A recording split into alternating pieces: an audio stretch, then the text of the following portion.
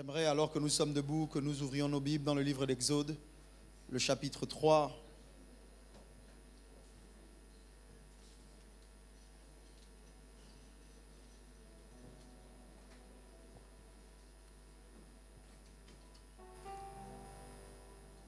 Si vous avez deux pieds qui fonctionnent normalement et que vous n'êtes pas à terme, et que vous n'êtes pas victime d'un handicap quelconque, s'il vous plaît, tenez-vous debout par respect pour Dieu. Surtout les plus jeunes qui ont des jambes qui sont encore opérationnelles. Voilà. Exode 3. Je lirai à partir du verset 1er, vous suivrez dans vos Bibles. Moïse faisait paître le troupeau de Jéthro, son beau-père, sacrificateur de Madian. Et il mena le troupeau derrière le désert et vint à la montagne de Dieu à Horeb. L'ange de l'Éternel lui apparut dans une flamme de feu au milieu d'un buisson. Moïse regarda et voici le buisson était tout en feu et le buisson ne se consumait point. Moïse dit, je veux me détourner pour voir quelle est cette grande vision et pourquoi le buisson ne se consume point. L'Éternel vit qu'il se détournait pour voir et Dieu l'appela du milieu du buisson et dit, Moïse, Moïse. Et il répondit, me voici. Dieu dit, n'approche pas d'ici, ôte tes souliers de tes pieds, car le lieu sur lequel tu te tiens est une terre sainte. Et il ajouta, je suis le Dieu de ton père, le Dieu d'Abraham, le Dieu d'Isaac et le Dieu de Jacob. Moïse se cacha le visage, car il craignait de regarder Dieu. Que Dieu bénisse sa parole ce matin. Permettez-moi de prier alors que vous êtes debout. Père, ce matin, viens au secours de notre intelligence, modifie-nous de l'intérieur, endommage nos mentalités. Éternel, court-circuite nos raisonnements erronés. Ô Dieu, ce matin, fais-nous grâce. La Bible dit, tu fais grâce à qui tu fais grâce. Et ce matin, je prie pour l'Église, je prie pour nous qui sommes rassemblés. Parle-nous comme toi seul sais le faire. À qui d'autre irions-nous, a dit Pierre, tu as les paroles de la vie. C'est ce que je demande, c'est ce que j'obtiens et je promets de te rendre toute la gloire au nom de Jésus. Amen. Prenez place si vous le pouvez. Merci beaucoup.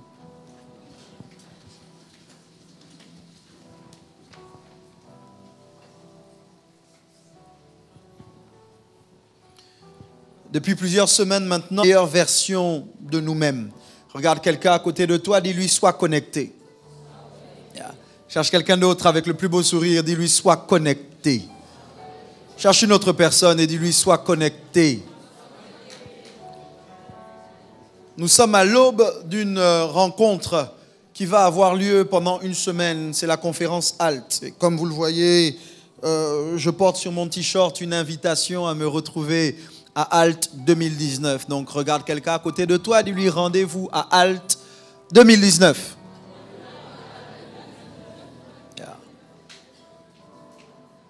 Nous avons parlé de différentes connexions et ce matin, je veux parler d'une relation à laquelle on pense rarement. Le thème de mon intervention de ce jour est pied à terre. Pied à terre, je fais la liaison à dessein. Pied à terre. Et une des connexions à laquelle nous pensons très rarement lorsque nous pensons connexion, c'est la connexion à un lieu. Depuis plusieurs semaines, je parle de connexion à des personnes. Ce matin, je veux parler de la connexion à un lieu. Ouais. Vous devez réaliser que tous les lieux ne sont pas pareils. Je crois que Dieu est partout à la fois au même moment. C'est pour ça qu'on dit qu'il est omniprésent. Mais si Dieu est partout à la fois au même moment, sa présence n'est pas la même. Sa présence n'a pas la même efficacité, n'a pas la même portée partout. Je crois que la présence de Dieu peut être rendue neutre lorsque les gens n'en sont pas conscients.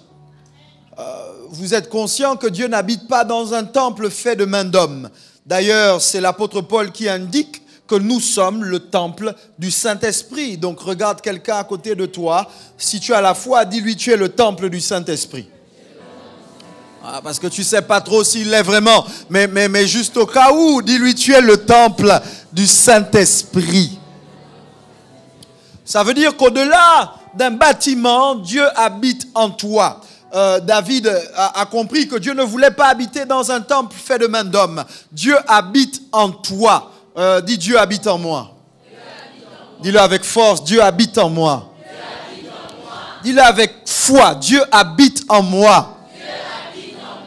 Voilà pourquoi je suis de ceux-là qui pensent que lorsque nous prions, nous ne devons pas simplement ou toujours lever la tête vers le ciel, comme pour dire à Dieu qui est aux cieux, viens à mon secours. Parfois, il faut regarder à soi-même quand tu pries et te rappeler que Dieu habite en toi.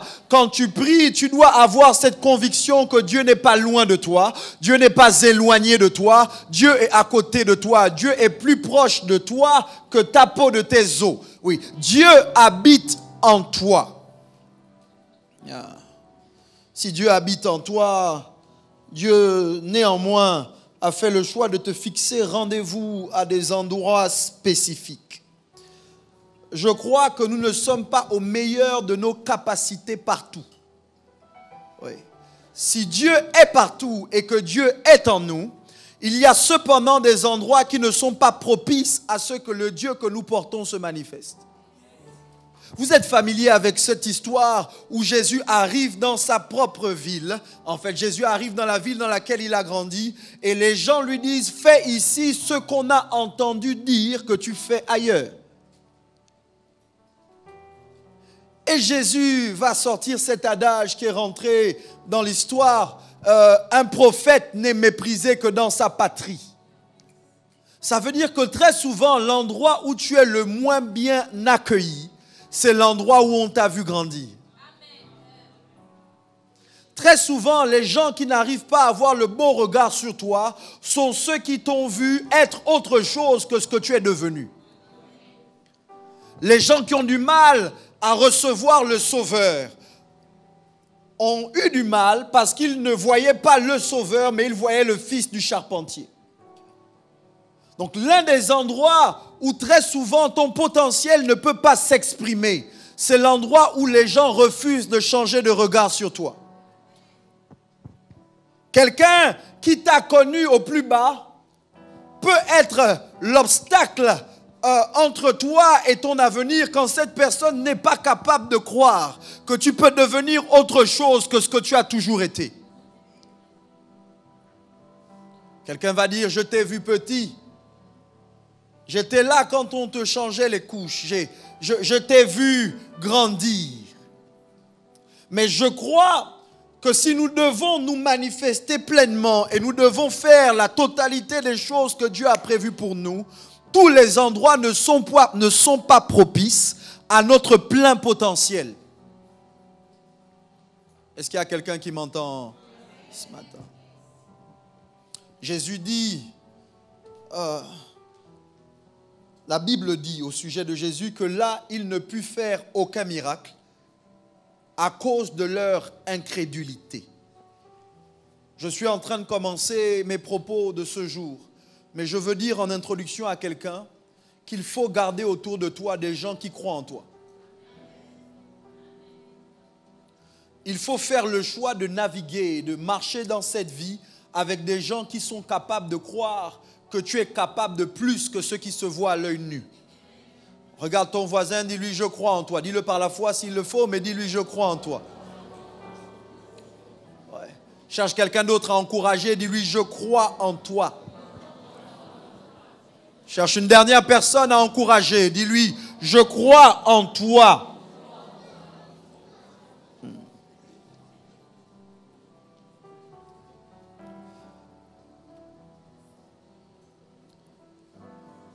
L'expression pied à terre, avec des traits d'union, est une expression utilisée dans la langue française pour définir un logement occupé occasionnellement. Une autre définition, c'est un logement où on ne réside que pour de courts séjours. De manière simple, qu'est-ce qu'un pied à terre? Un pied à terre est un deuxième domicile.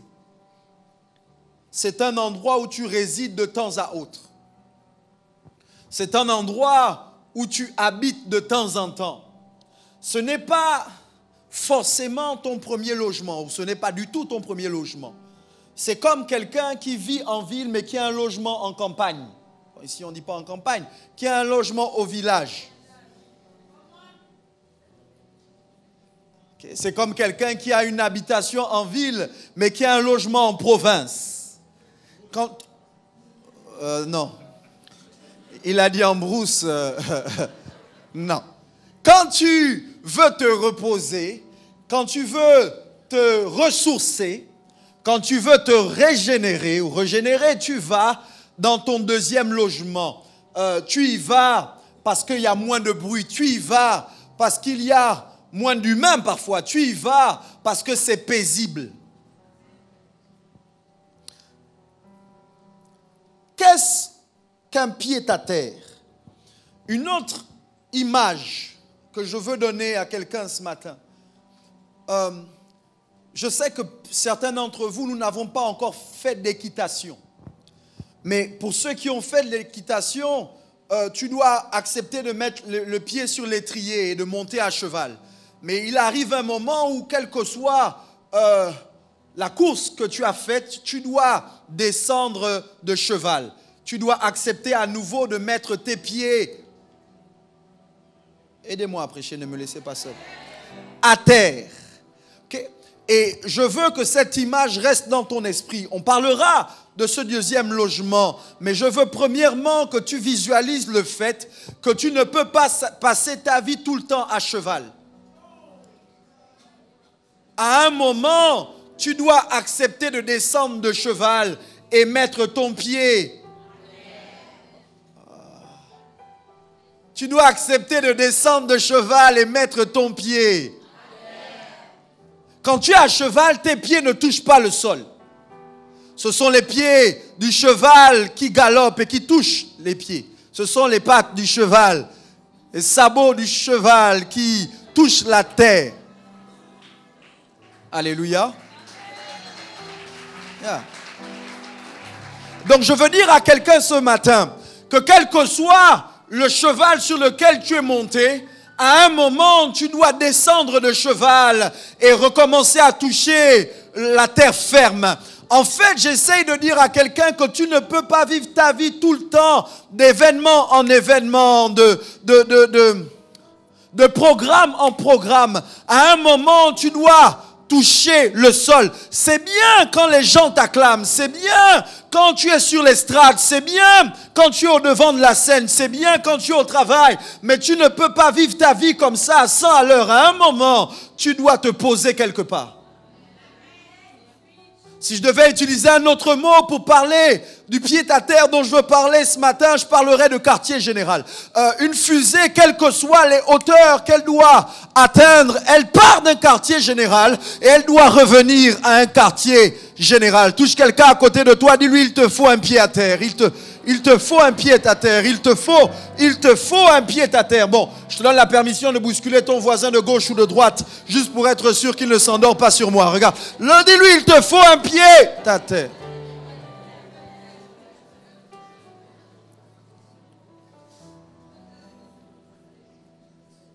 Certains d'entre vous, vous imaginez la vie comme une succession de succès. Et quand bien même nous sommes à l'affût des différents succès dans la vie et nous voulons réussir, mais à un moment, il faut te poser quelque part. Je suis en train de dire à quelqu'un ce matin que la vie ne se vit pas sans terre ferme. Quelles que soient les étoiles que tu veux atteindre, à un moment ou à un autre, il te faut toucher le sol.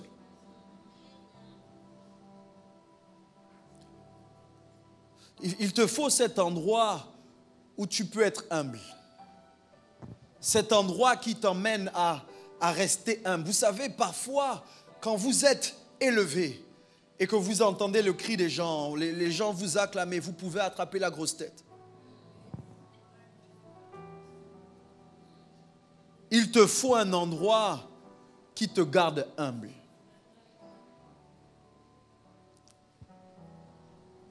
Pourquoi est-ce que un pied à terre est important? Pourquoi est-ce que c'est important à un certain moment d'enlever le pied à l'étrier et de mettre le pied à terre. Pourquoi est-ce que tu ne peux pas vivre ta vie en courant tout le temps qu'à un moment tu dois te poser? Écoutez, j'entends Jésus parler à la foule qui l'entoure. Quelqu'un veut le suivre. Jésus l'arrête et lui dit, le Fils de l'homme n'a pas un endroit où reposer sa tête. Il le dit à ce monsieur qui veut le suivre, à ce jeune homme qui veut le suivre, parce qu'il essaie de lui expliquer que la vie que je vis est une vie mouvementée, une vie de sacrifice, on bouge. Mais vous savez néanmoins que Jésus avait une ville et que quand Jésus voulait se reposer, parfois il allait chez Lazare. Il y avait des endroits que Jésus avait identifiés où il pouvait se cacher. Ce pied-à-terre est un endroit où tu peux te cacher.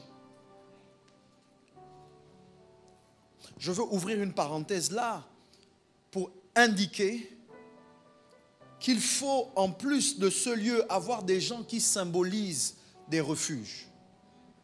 Des gens qui sont dans vos vies pour vous permettre de vous ressourcer. Je suis pasteur et c'est ma responsabilité de donner jour après jour, semaine après semaine. Mais par mon vécu, je peux vous dire qu'à un moment, on a besoin de se ressourcer. Et il faut des gens qui ne viennent pas dans vos vies simplement pour prendre, mais des gens qui viennent pour donner. Vous avez besoin de gens qui soient capables de vous aider à vous ressourcer. C'est ma parenthèse. Tu ne peux pas être toi si tout le temps tu donnes. Il faut que quelqu'un te donne. Et je sais que c'est difficile pour nous qui donnons beaucoup d'apprendre à recevoir. Mais la vie ici ne se vit pas dans un seul sens. Tu dois donner et tu dois recevoir. Touche quelqu'un à côté de toi, dis-lui, tu dois donner et tu dois recevoir. C'est ma parenthèse. Tu dois donner et tu dois recevoir. Quelqu'un qui ne fait que recevoir est un consommateur éternel. Quelqu'un qui ne fait que donner est un producteur. Mais si rien ne rentre, plus rien ne peut sortir. Et si rien ne sort, plus rien ne peut rentrer. Tu dois donner et tu dois recevoir. Je ferme ma parenthèse. Pourquoi est-ce que c'est important d'avoir une terre ferme sur laquelle poser son pied? Pourquoi est-ce que c'est important d'avoir un lieu de refuge? Pourquoi est-ce que c'est important d'avoir un lieu ressource? Pourquoi est-ce que c'est important d'avoir un pied-à-terre? Je vais vous prendre une illustration contenue dans les Saintes Écritures, dans le livre de Psaumes, le chapitre 1er. Heureux l'homme qui ne marche pas selon le conseil des méchants, qui ne s'arrête pas sur la voie des pécheurs, qui ne s'assied pas en compagnie des moqueurs, mais qui trouve son plaisir dans la loi de l'Éternel, qui la médite jour et nuit. Il est comme un arbre planté près d'un courant d'eau, dont le feuillage ne se flétrit point et qui porte son fruit en sa saison. Tout ce qu'il fait lui réussit. Écoutez-moi. Le pied-à-terre symbolise l'endroit où tu dois être planté. Un arbre ne peut pas avoir des branches qui touchent le ciel s'il n'a pas des racines dans la terre. Plus haut tu veux aller, plus enraciné tu dois être. Si tu n'es pas planté, c'est que tu ne peux pas porter de fruits à un certain niveau. Il te faut être planté. Planté. Et là, je veux indiquer qu'être SDF, ce n'est jamais bien. Un SDF, c'est quelqu'un qui est sans domicile fixe. Malheureusement, beaucoup d'entre nous, nous sommes comme ça. Nous sommes des SDF. Des gens sans domicile fixe. Si on te fixe rendez-vous, du moins si on veut te rencontrer, on doit savoir à un moment où on peut te trouver. Si la bénédiction a un GPS et qu'elle essaye de te localiser, où est-ce que tu es planté?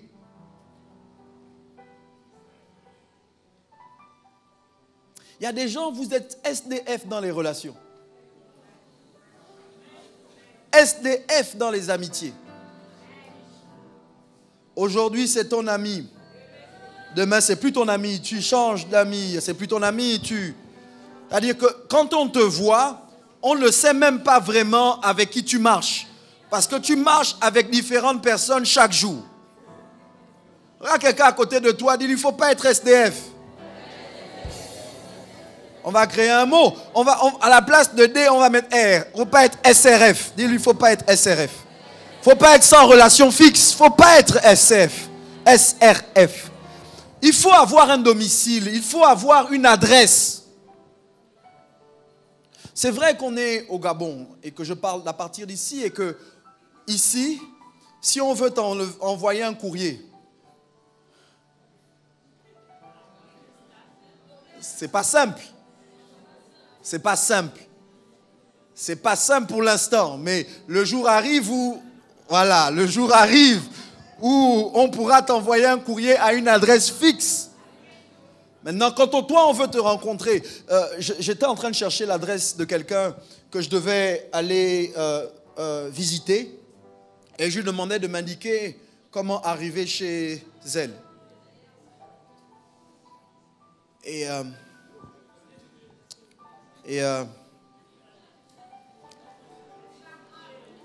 Tu vois, après le carrefour, tu prends la gauche, tu fais tout droit. Tu as dépassé la route non goudronnée, tu continues tout droit. Et puis il y a une grosse poubelle, en face de la grosse poubelle bleue. Tu es arrivé. Certains d'entre vous, c'est comme ça que vous vivez. On ne sait pas où vous trouvez dans la vie, on ne sait pas où vous habitez, on ne sait pas où vous rencontrez. Quelqu'un m'entend ce matin, spirituellement, tu ne peux pas être SDF. Vous savez, moi je respecte tout le monde et je respecte les êtres humains, je respecte les religions, je respecte les gens. Je crois que Dieu est beaucoup plus grand que la chrétienté ou le christianisme. Je crois que Dieu est beaucoup plus grand qu'une religion. Je crois en ça. Je crois que Dieu est beaucoup plus grand qu'une église. Mais je suis conscient néanmoins que quelqu'un qui n'a pas d'endroit fixe spirituellement est un SDF. On les appelait des chrétiens papillons, des vagabonds, des gens qui aujourd'hui sont ici, demain sont ailleurs. Tu ne peux pas et tu ne dois pas faire toutes les églises du pays. À un moment, tu dois avoir une église locale. Est-ce que vous me suivez? Et je suis conscient qu'il peut y avoir des saisons dans la vie qui nous font bouger. Mais ce que j'essaye de te dire, c'est que normalement, Dieu ne t'a pas créé orphelin. Ça veut dire que Dieu a prévu pour toi une famille. Et si l'une des choses qui détermine le succès de la vie de quelqu'un, c'est la famille, tu ne peux pas ne pas chercher ta famille. Avez-vous remarqué qu'un environnement affecte de manière ultime la vie de quelqu'un? Je suis en train de dire que quelqu'un qui a grandi au palais a d'autres habitudes et d'autres attitudes que quelqu'un qui a grandi, comme on dit, au quartier. Ton environnement t'influence, te conditionne, affecte ta logique, affecte ta mentalité. Tu ne peux pas faire ce choix par hasard parce que ça va déterminer où tu vas dans la vie et comment tu penses. Si vous avez fait attention aux personnes que vous côtoyez, vous allez vous rendre compte que parfois, leur façon de penser est fonction de l'endroit dans lequel ils ont grandi. Je vous prends un exemple. Quelqu'un qui n'a jamais voyagé et qui ne se cultive pas est beaucoup plus fermé dans sa tête que quelqu'un qui a voyagé ou quelqu'un qui se cultive. Quelqu'un qui ne lit pas, tout ce qu'il fait ou qu'elle fait, c'est regarder novelas, c'est regarder les dessins animés, regarder les films, même encore les films, il y a des films éducatifs, mais pas de documentaire. Toi, Tu es bloqué dans ton esprit. Certains d'entre vous, vous êtes en difficulté parce que voici comment vous parlez. C'est comme ça que je suis. C'est comme ça que je pense. Prends-moi comme ça ou laisse-moi. Mais il y a des moments où on veut bien te prendre, mais il faut quand même que tu changes. Regarde ton voisin, dis-lui, je t'aime bien. Je t'aime bien. Non, dis-lui, je t'aime bien comme tu es. Mais je crois que tu peux devenir meilleur.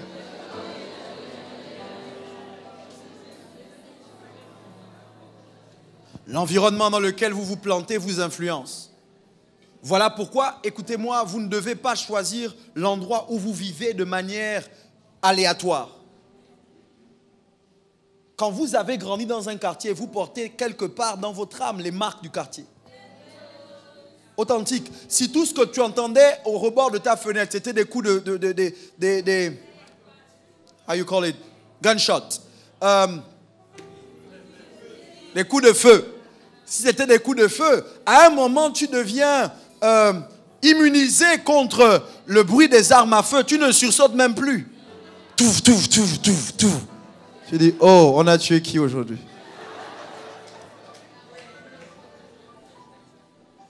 J'aime bien, je ne vais pas citer le nom du quartier par respect, mais j'aime bien, à Libreville, il y a un quartier où on dit, quand tu reviens de là-bas, tu n'as peur de rien.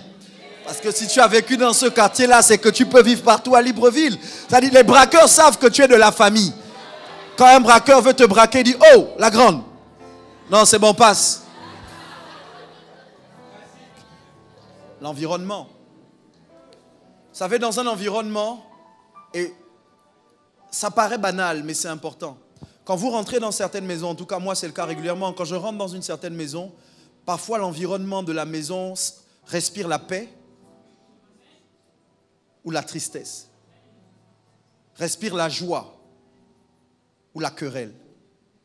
Et parfois c'est symbolisé par les tableaux, par la décoration. Je vais vous lire une citation de designer en intérieur. J'ai failli dire décoratrice d'intérieur, mais designer d'intérieur. Son nom est difficile à prononcer, mais son prénom est difficile à prononcer. Isle Crawford. Elle a dit, je cite, les maisons transportent l'atmosphère du passé. Fin de citation. Ça veut dire que quand vous rentrez dans une maison, ce n'est jamais neutre. Voilà pourquoi certains nous appellent en disant, pasteur, viens prier. Pas vous, mais les gens du dehors. Ça vous est déjà arrivé d'entendre une histoire où la personne dit, ma maison est hantée. Pasteur, quand je dors là, je fais des cauchemars. Parce que la maison où tu habites n'est pas simple. Pour vouloir aider certaines personnes à décoller dans la vie, j'ai dû leur dire, déménage. Bouge de là. Certains, vous êtes bloqués. Dans vos rêves, vous vous revoyez toujours à la maison familiale. C'est parce que ce n'est pas simple. Touche quelqu'un à côté de toi, dis-lui arrête d'être charnel. Pardon, arrête d'être charnel.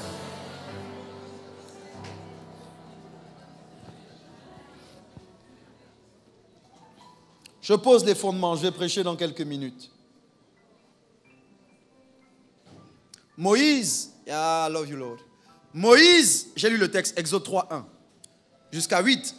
Moïse est appelé sauveur. Moïse est appelé pour être le sauveur d'Israël. I'm going to preach now. Moïse est appelé pour être sauveur d'Israël.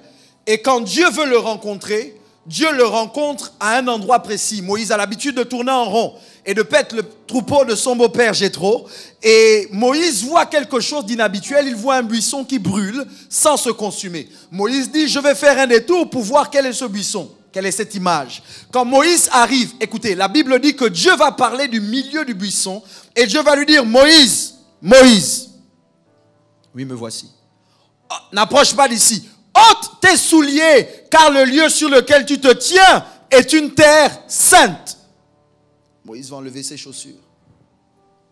Pendant longtemps, j'ai pensé, à cause de la religion, que Dieu ne voulait pas que Moïse salisse l'endroit avec ses chaussures. Je me suis dit que quand Dieu demande à Moïse d'enlever les chaussures, c'est parce que ça symbolise le péché de Moïse. Dieu veut lui parler et lui dit, moi je suis trop saint pour que tu gaspilles ma sainteté avec ton péché.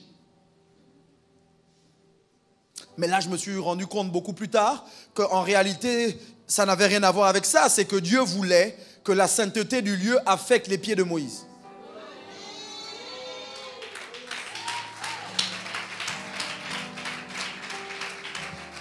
Dieu ne voulait pas rendre saints les chaussures de Moïse. Dieu voulait rendre saint Moïse. Parce que vous savez que si on touche les pieds de quelqu'un, on est capable, en touchant la plante de son pied, de toucher chaque partie de son corps. Ça s'appelle la réflexologie. C'est une science qui indique qu'en appuyant à un endroit de la plante du pied, on touche ton bras, on touche ton épaule, on touche ton cerveau, on touche ton cœur, on touche ton foie. En réalité, Dieu voulait rendre saints les pieds de Moïse. Je comprends pourquoi dans le Nouveau Testament, la Bible dit que Jésus va demander aux disciples d'enlever leurs chaussures. Ah, c'est pas parce qu'il a un problème avec les chaussures, c'est parce qu'il veut nettoyer leurs pieds. Et il veut nettoyer leurs pieds parce qu'il veut les rendre purs. Donc je suis en train de dire à quelqu'un, now I'm preaching. Je suis en train de dire à quelqu'un que Dieu n'a pas peur de ton péché. Dieu veut simplement te toucher toi. Parce qu'au final, c'est pas tes chaussures qui pêchent. Le problème, c'est pas tes chaussures, c'est les pieds qui sont dans les chaussures. Donc Dieu veut ôter toute forme d'artifice, toute forme de masque, toute forme de faux semblant. Et Dieu veut rentrer en contact direct avec toi.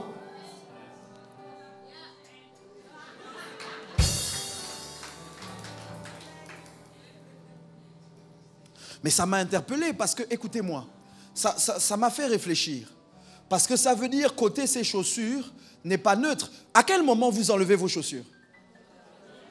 Quand vous êtes à la maison, vous avez marché toute la journée, vous avez travaillé toute la journée. Le moment où vous enlevez vos chaussures, ça symbolise votre pied à terre. Ça symbolise l'endroit où vous avez assez confiance au lieu pour vous déchausser. Enlever les chaussures, c'est un signe de vulnérabilité. Enlever les chaussures, c'est un signe aussi de proximité. Tu n'enlèves pas tes chaussures n'importe où.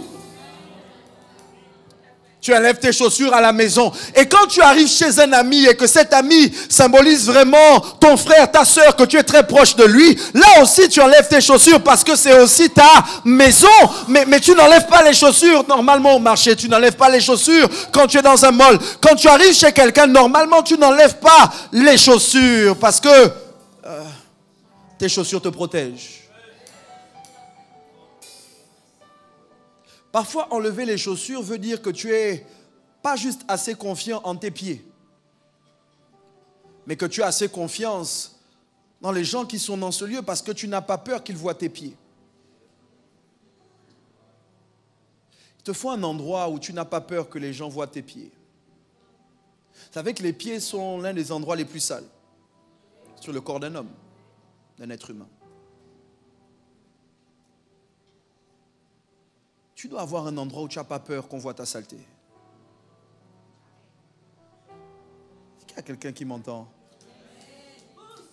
Je vais pousser. Voilà pourquoi moi je n'enlève pas mes chaussures quand je rentre dans une maison mortuaire. Parce que Dieu dit à Moïse, ôte tes chaussures car le lieu sur lequel tu te tiens est une terre sainte. Écoutez, qui lui parle? L'esprit du lieu lui dit, je veux me connecter à toi. Enlève tes chaussures. Quand je rentre dans une maison de deuil, je n'enlève pas mes chaussures. Je ne veux pas me connecter à l'esprit de mort.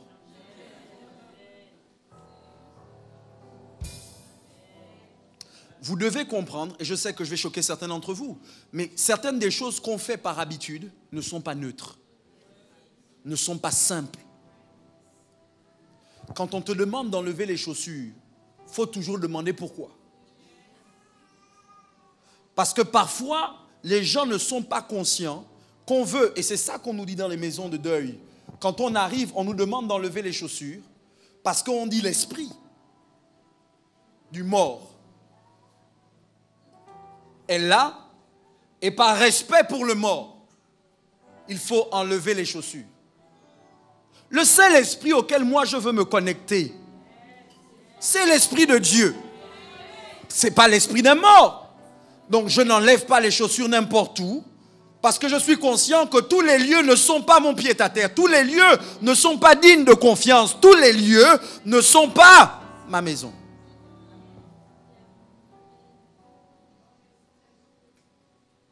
Pourquoi donc il faut avoir un pied-à-terre? Parce qu'il y a des endroits qui te ressourcent. Ça vous est déjà arrivé d'entrer dans une maison Et vous vous sentez en paix. Normalement, c'est chez vous que vous ressentez le plus ça. Quand vous rentrez à la maison, vous balancez les choses à gauche et à droite. Les plus ordonnés plient, déposent. Les autres, vous jetez et vous vous allongez.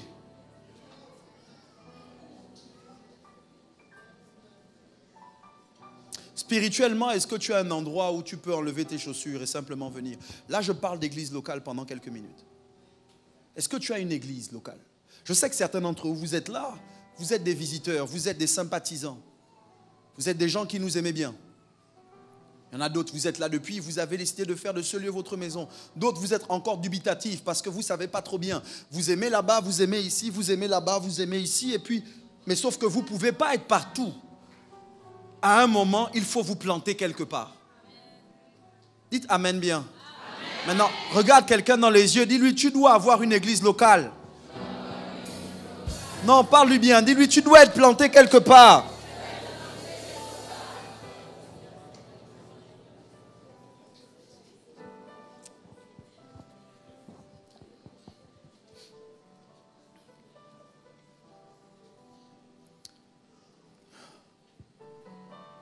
Si il y a des êtres humains qui nous inspirent, il y a aussi des lieux qui nous inspirent. Je veux là dire à quelqu'un, oui, je vais prophétiser sur quelqu'un quelques secondes, mais je veux ouvrir la parenthèse pour dire à quelqu'un, tu ne finiras pas ta vie dans un taudis. C'est pour ton voisin, c'est pas pour toi, donc ton voisin dit Amen bien. Je dis, tu ne finiras pas ta vie dans un taudis. Même si tu as commencé dans un taudis, tu ne finiras pas dans un taudis. Écoute, il y a un moment où l'environnement dans lequel tu es ne reflète pas qui tu es à l'intérieur de toi. Ce que tu portes à l'intérieur de toi.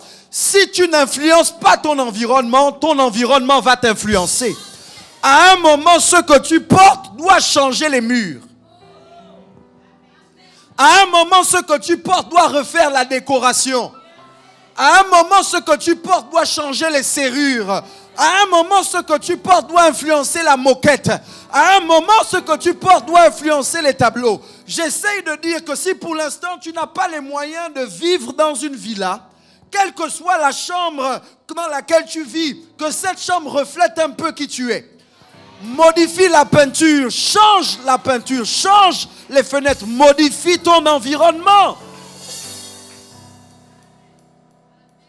Même si tu vis dans une maison en planche, pour l'instant c'est ta maison, que ce soit la plus belle maison en planche que tu peux t'offrir. J'aime pas vos amens, ça m'énerve.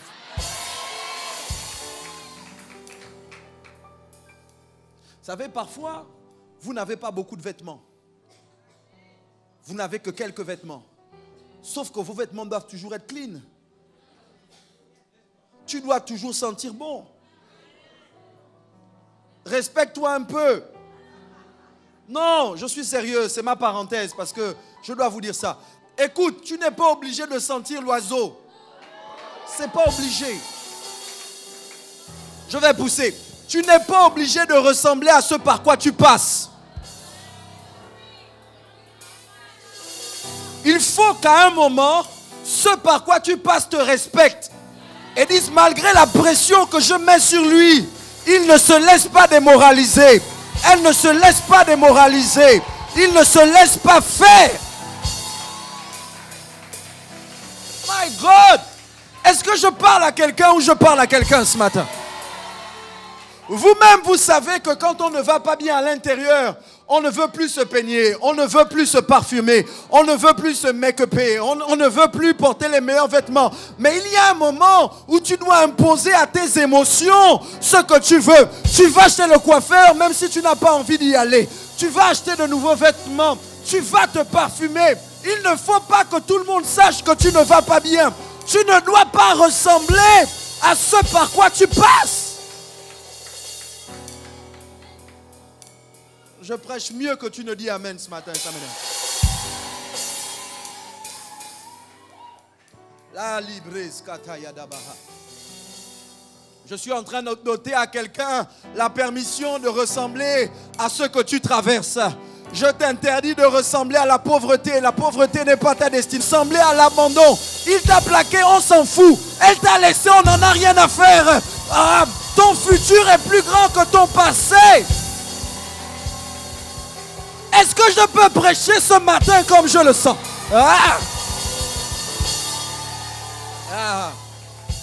Tu n'as pas de travail, c'est pas grave. On ne t'embauchera pas si tu ressembles à ce à quoi tu ressembles en ce moment. Tu dois arrêter de ressembler à l'échec.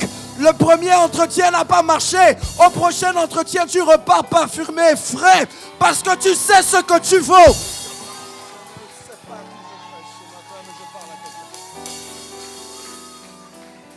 C'est ma parenthèse, c'est ma parenthèse, c'est ma parenthèse.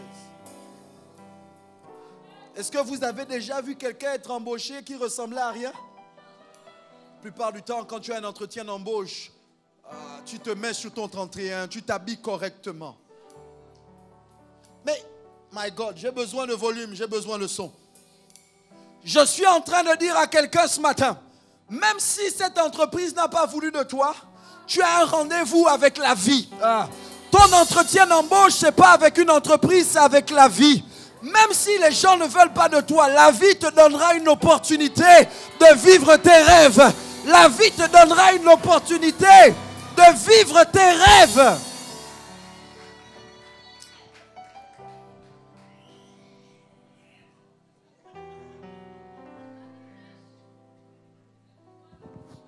Comment trouver ce lieu? Je parle d'un pied-à-terre. Comment trouver ce lieu? Là, je parle de l'église, mais je parle du choix de sa maison, mais je parle de beaucoup plus. Vous savez, l'une des choses que je déplore, c'est que les gens qui déménagent, qui immigrent, qui émigrent, sans vision. Vous ne devez pas chercher à aller vous installer aux États-Unis si ce n'est pas votre pied-à-terre. Écoutez, tout le monde n'est pas appelé à vivre aux États-Unis. Il y a d'autres États-Unis ici, dans la state où je...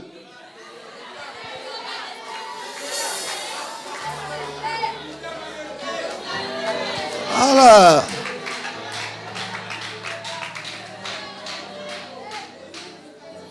Est-ce que vous savez qu'il y a des sans-abri aux États-Unis?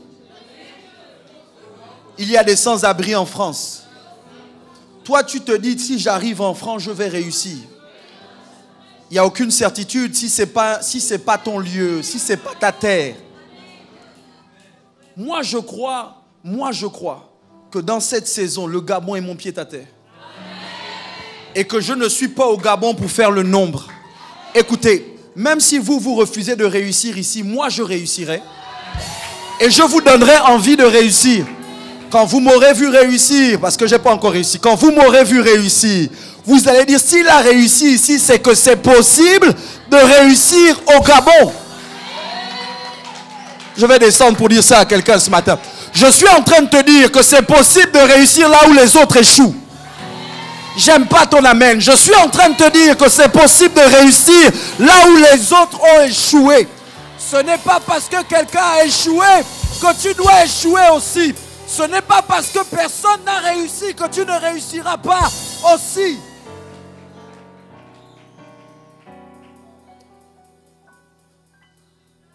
Ah, ça m'énerve ce matin. Vous m'énervez parce que vous ne prêchez pas avec moi, mais je vais quand même libérer des paroles dans l'atmosphère. Je dis à quelqu'un que tu vas vivre de ton don. Tu vas vivre de ton talent au Gabon. Attends, je dis que c'est la cuisine qui paiera tes factures. Je dis que c'est le studio qui paiera tes factures. Je dis que c'est la musique qui paiera tes factures. Tu n'es pas obligé d'aller aux États-Unis pour réussir dans la musique. Tu réussiras dans la musique au Gabon.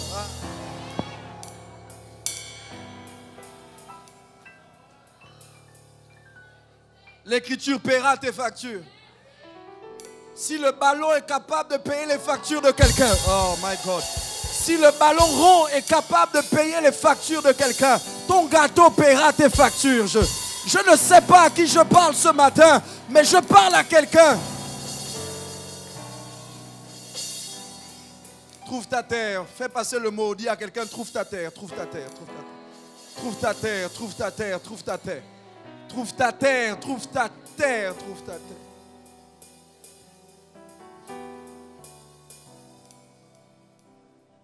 Comment trouver ce lieu? Je veux rapidement vous dire ceci. Si vous êtes un arbre et que Dieu veut vous faire prospérer, vous devez vous planter à côté d'un courant d'eau. Quand Élie doit être bougé et nourri par les corbeaux, Dieu lui demande de se positionner à côté du torrent de Kérit. Et il dit, là j'ai ordonné à des corbeaux de te nourrir. Quand l'eau vint à manquer, Élie doit se délocaliser. Quand Dieu dit à Élie, va chez la veuve de Sarepta, la première chose qu'Élie demande à la femme, c'est pas est-ce qu'il y a à manger. La première chose qu'il lui demande, c'est est-ce qu'ici il y a à boire. Parce que s'il y a de l'eau, il va y avoir du pain.